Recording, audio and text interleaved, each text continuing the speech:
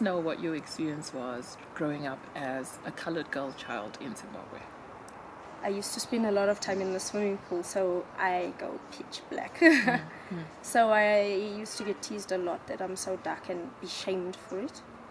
And like, even when you had a crush on a boy, you would prefer the light girl, that kind of thing. Or just in general, the way people treated me was different to the light-skinned kids. Even in my family, my grandfather had all the time, he was a white man, he had all the time for the fair ones. And then for my brothers and I, we were always to be seen and not heard. That was his mantra. So we hated visiting him. He would come and stay with us, and the only time he liked us was when we'd comb his hair. So we'd all fight to comb his hair to be in favor with him, basically. That was the exciting thing. Yeah, he just, like, I even thought maybe it was just all in my head. My brother got married, and he married a white girl, a Polish girl. And he came down to South Africa, and my grandfather had such a long conversation, sat and spoke to this girl, and she was able to call him by his first name, and no formalities whatsoever, because this girl is white. It's okay. And I was like, what? It wasn't fair. So when I had my son he's dark like that. His father's darker than me. So that was like, when we went to visit him just before he died, he just pointed at my son. He says, I didn't want you with this guy. I told you about this guy. And pointing at my child like he's like the junk product. It was painful. So it's difficult because it depends on what type of colored you are as well. That's such an interesting point. So is your type of colored very much dependent on your hue of brown? It seems that way, because the fairer they were, and worse if they have colored eyes like green and blue, they were more special. If their hair was straighter, like that was a benefit for me because my hair is straight. Otherwise, if I didn't have Indian hair, I might have been worse off, because people didn't like twining, as they call it.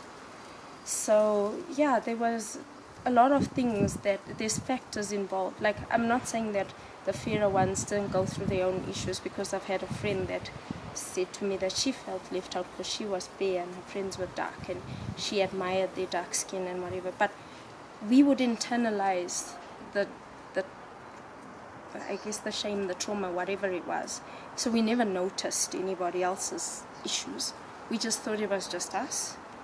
So yeah, it's like a different experience. Everybody's had a different experience as a colored, depending on where you fall on the spectrum. And where you live also has a factor. If you're from across the tracks, you're from the ghetto.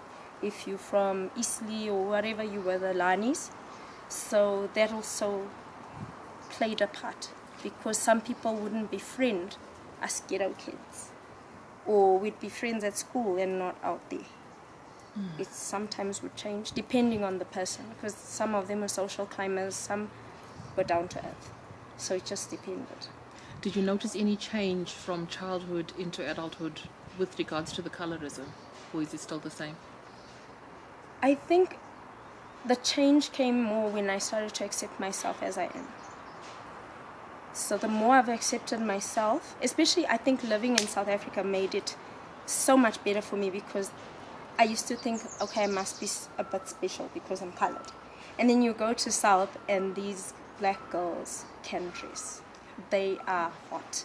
And you look like nothing next to them. And they're so confident that you even feel intimidated. Whereas before, even a girl that's a black girl here, you'd never feel like it's a threat, because at the end of the day, the colored boys won't go for her. So you don't have to compete with us, so it's okay. So a lot of colored girls, I think, thought it was safer to befriend black girls because they knew they won't steal their boyfriend or something. There's just no headaches involved. But nowadays, things have changed a lot. There's a lot of interracial relationships now. There's a lot of colored girls and guys that are going out with black people. and white people, and it's no longer such a big issue, but it depends on the family as well, because I think it boils down to the pressure that comes from family members. Like some of our families, because of the way it was Rhodesia times, they raised us with certain values, like don't bring a guy with Krusi to my house. How easy is he? The moment you introduce him, they lift his hat. How easy is he? Like, what the hell? So there was so much shallowness. And when you think about it now that we've grown and we are able to understand clearly, like, what the hell? I would never do that to my child. Yeah. But why was that done? But because it was important for them, for what they went through.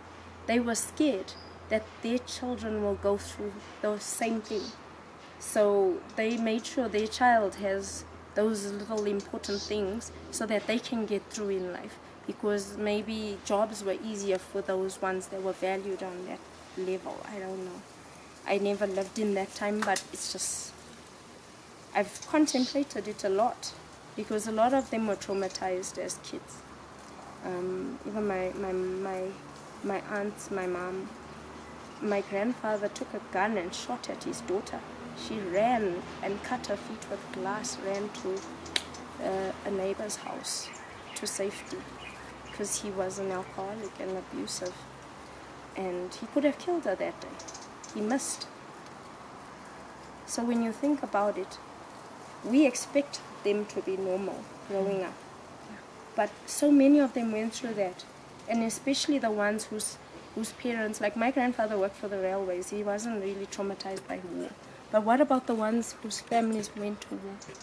The war vets, the coloreds that were tortured. Imagine what they go through. They never got counseling. They never got rehabilitated for that. And all that gets passed on to the kids.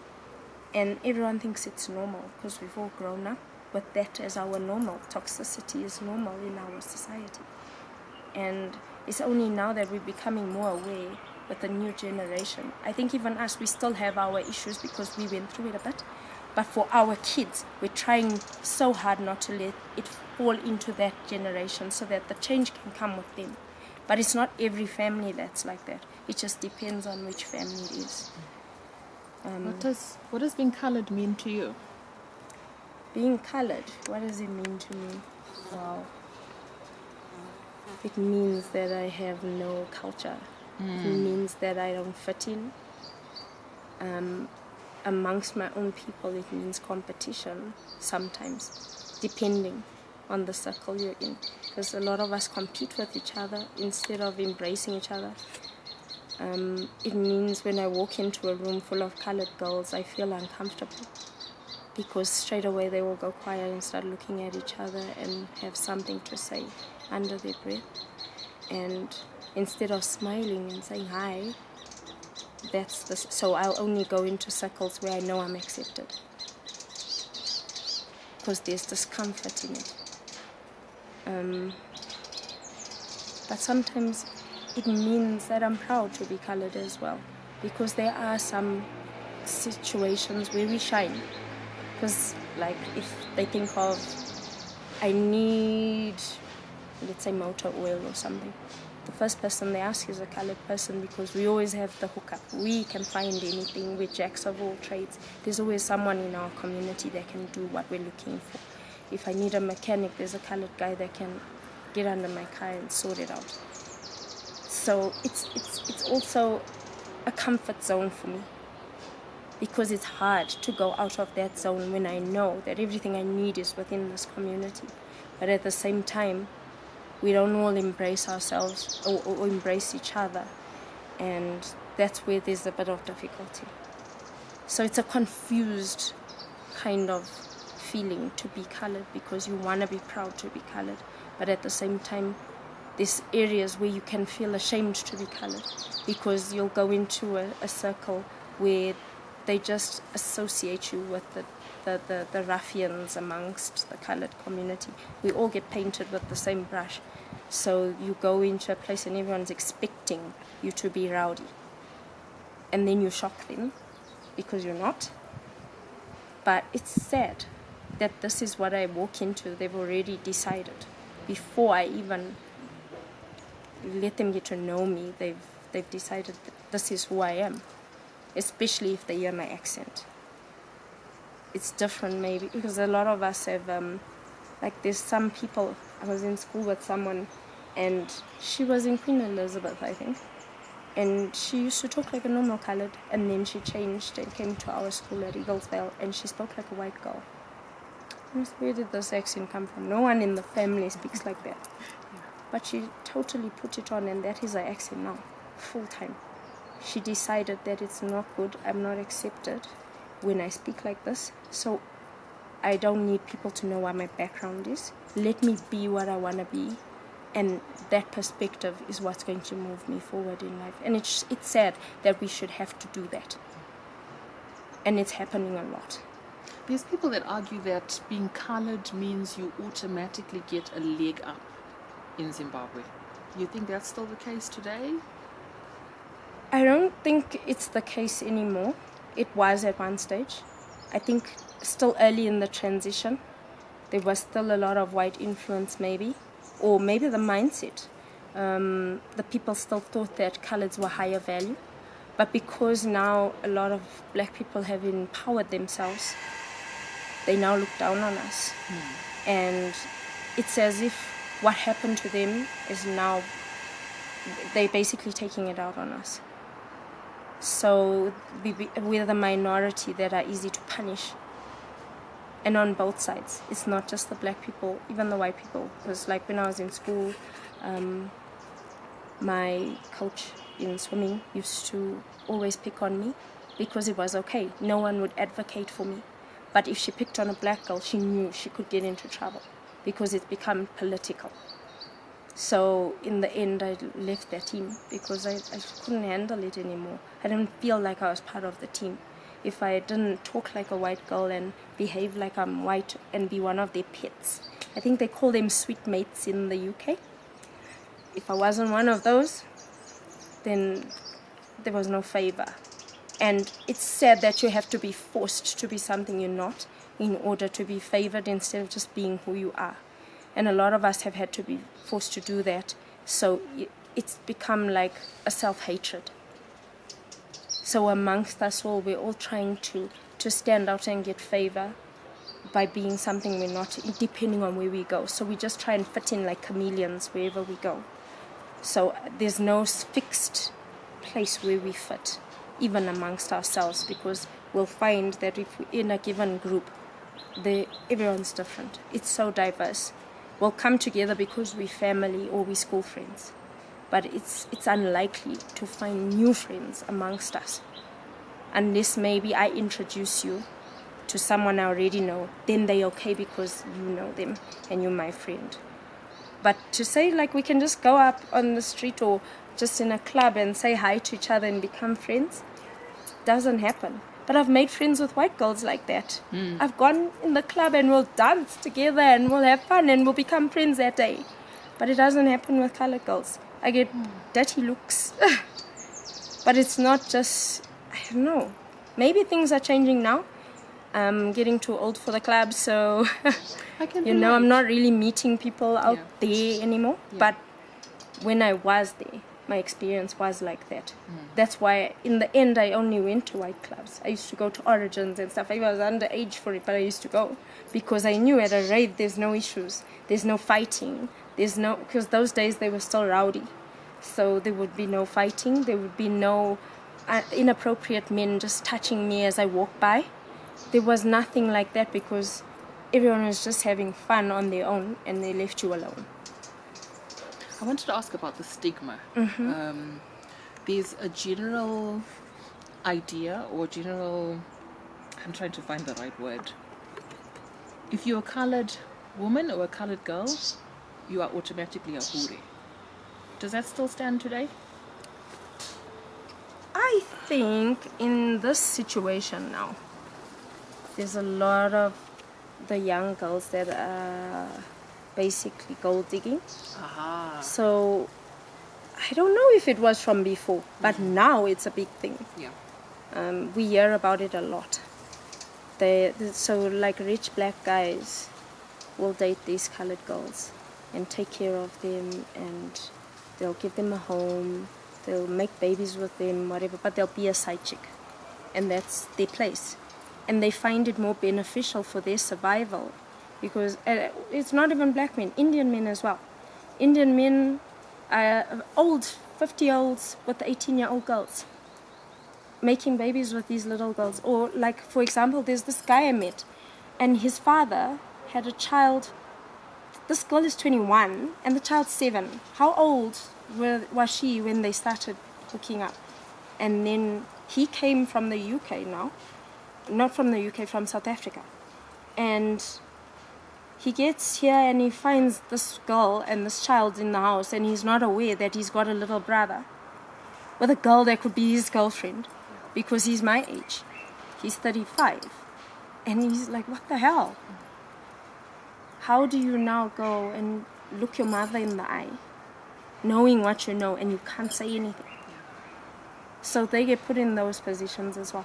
So these girls, you don't know what poverty or whatever they've been through to make them go to that point where they feel that as long as I can get nice things, as long as I can be stable, I don't have to worry about a car or my rent or food in the fridge. My child is taken care of. So they make sure they have a child. But you'll find that a lot of them are quick to go for abortions if the person cannot foot the bill. They'll get an abortion very quickly. But if the person can, they'll keep their child. So it's a survival thing. I think so. I really do think so, because I don't see anybody who has a sense of self-love doing that to themselves. Who would want to date somebody's old Bali? I mean, I can't see an old man like that. Like, okay, at my age, maybe a 70-year-old. I can't see myself doing it. As much as I can laugh about it and say, I think I need to find myself. I think I better just become a sugar baby. Mm-hmm. I'll laugh about it. Yeah. But when push comes to shove and the man is talking to me, I'm like, ooh, you like my father. I can't. Yeah.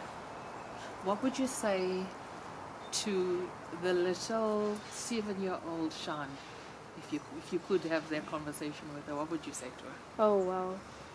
If I had to speak to the little 7-year-old Sian, I would tell the 7-year-old that you are amazing. You're talented. Don't let anybody tell you what to be. Stop trying to please people, because they'll never be satisfied with you, no matter what you do. The only time they'll be happy with you is when you are happy with yourself. When you're being the best you can be, making you happy, everyone else will love you for it. And I think that would have changed my life if I had done that for myself.